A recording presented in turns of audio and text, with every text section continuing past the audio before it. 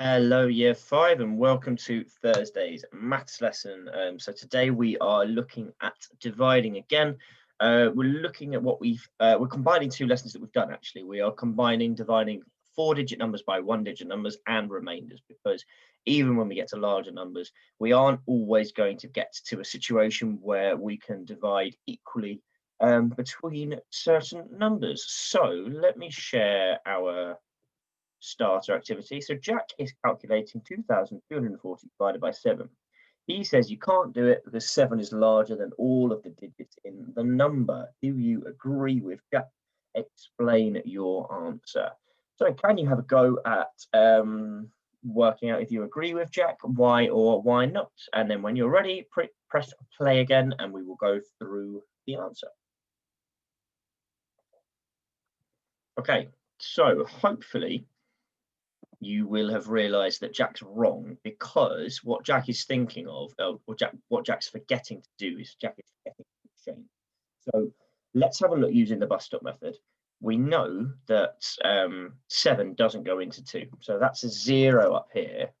7 times 0 is 0, which means that the difference between 0 and 2 is 2. So we've got to carry 2 across. So now we're looking at how many times, where's that gone? 7 goes into 22. Now, Jack didn't do that part. So we know 7 goes into 22, 7, 14, 21. That's as close as we're going to get. So it goes in 3 times with a difference of 1. So there's still 1 left over, which gets brought over here. So now we've got 7 into 14, which goes twice.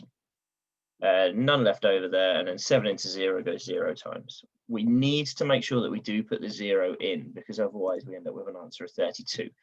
So even though we've got it as a placeholder there. So the answer is 320, but you can see the mistake that Jack has made there. Okay, so we are combining 2 of our lessons from this week. So we're combining Monday's lesson where we looked at remainders with yesterday's lesson where we looked at dividing 4-digit numbers by 1-digit numbers. We're going to keep going with our methods at the moment. Obviously, with the physical visual representation, especially with thousands, we are starting to get a little bit convoluted with it, but it's still a good way of actually seeing where that exchange happens. So let's have a look and see. Straight away from looking at the sum, I should be able to tell that there are going to be remainders, because everything in the 5 times table finishes in 0, has a 0 or a 5 in the ones column. And this one has a 3 in the ones column. So I should be able to work out straight away how many remainders there are going to be. But let's have a look and see if I'm correct. So first of all, let's share our 6,000s between our 5 rows. Now we've got a bit of a problem because we've got 1,000 left. However, I'm not going to turn it into a remainder yet. I am going to exchange it for 1000. 1000 is the same as 1,000. There's 5 of them, and there's another 5 more. So let me start sorting my hundreds.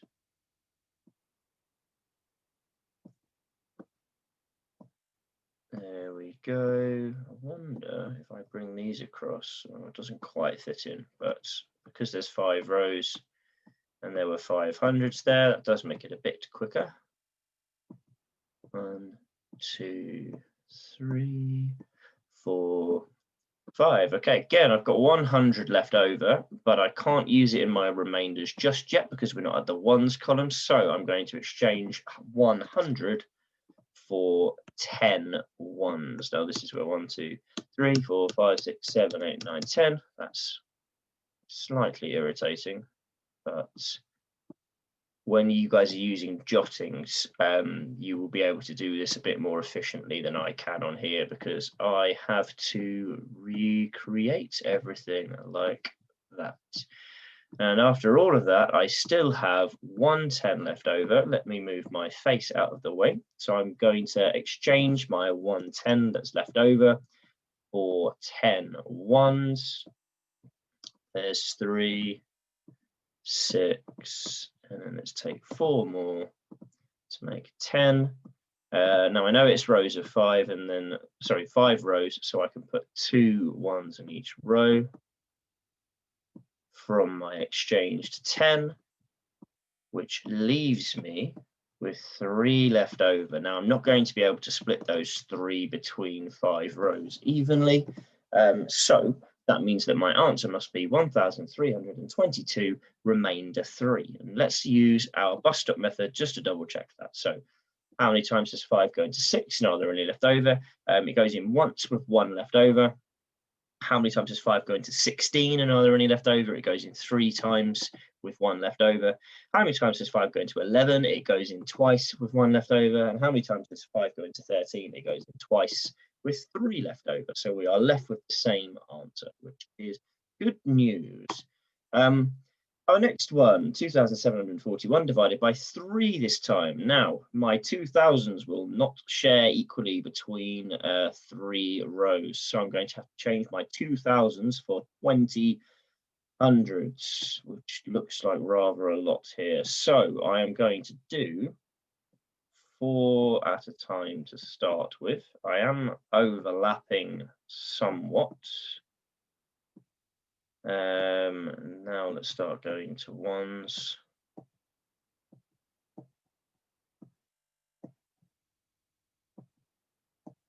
Now you should never end up with more than 9 in each place value holder. Let me move the 10s and 1s out of the way and move my head out of the way again. So I've got 4, 8 in the top one, 8, 8, 9, 9, 9. It is a bit crammed in there, but we will persevere. So I've got 9,000, sorry, not thousands, 900s in each one. These are not going to move across. So I know that I'm not using thousands. So because I had made a mistake there, let me just change that. And no one will ever know. Okay, so let me do my 4 10s between 3 rows. 1, 2, 3. Now I've got 1 10 left, which I'm going to have to exchange for 10 ones. 1, 2, 3, 4, 5, 6, 7, 8, 9, 10. It's important to remember when we're doing that that we need to have 10 extra ones, not 10 ones altogether. There we go. Let's keep going. 1 at a time, purely because of the way it's ended up. Now I've got 2 left. I'm not going to be able to share 2 ones equally between 3 rows. So my answer ends up being 900, 110 and 3 1s, so 913. And I can double check that again using the bus stop method. So 3, how many times does 3 go into 2? Are there any left? It doesn't go into 2, so it goes in 0 times with 2 left over. 3 goes into 27 9 times exactly. 3 goes into 4 once with 1 left over, and 3 goes into 11 3 times with 2 left over, not with 3 left over. So I end up with the same answer, 913 remainder 2. So have a go at your own questions. If you want to use the scaffolds, then please do, and copy and paste the place value counters to help you. Like I said, as we get to larger numbers, it's not quite as easy. So if you wanted to do that in a written way and use the scaffolds just to show you how to set it up, that's absolutely fine. I would always recommend going back through the video while you do the first one so that you can really do it alongside my technique and see how you are meant to do it. So all of your answers should have remainders. Think about the wording of some of the word problems and think about what the remainders mean and what the questions are asking you for. Here are your arithmetic problems. Here are your first 3 word problems. And here are your next 2 word problems. Only 5 word problems today because it took me an incredibly long time to think of real life situations where these sorts of things would happen. If you want to, as a bit of a challenge, have a go at writing your own word problems where you've got 4-digit numbers being divided with a remainder, then please do send them over and I can use them next time or use them to check people's understanding later on. That'd be brilliant. And here is your challenge for today. There are quite a lot of different answers for this, so have a go, see how many of them you can find. And here are the answers for your arithmetic questions. Here are the answers for your first batch of word problems. Here are the answers for your second batch of word problems. And here are your possible answers for your final problem. Well done, guys. Just to let you know that tomorrow's maths lesson is going to be a little bit different, because what we have set up for you, and those of you who were in school for that last week before Christmas will know, we've set up something called a battle on Times Table Rockstars. This is for year 5, year 4, and both year 3 classes, and it's between your houses.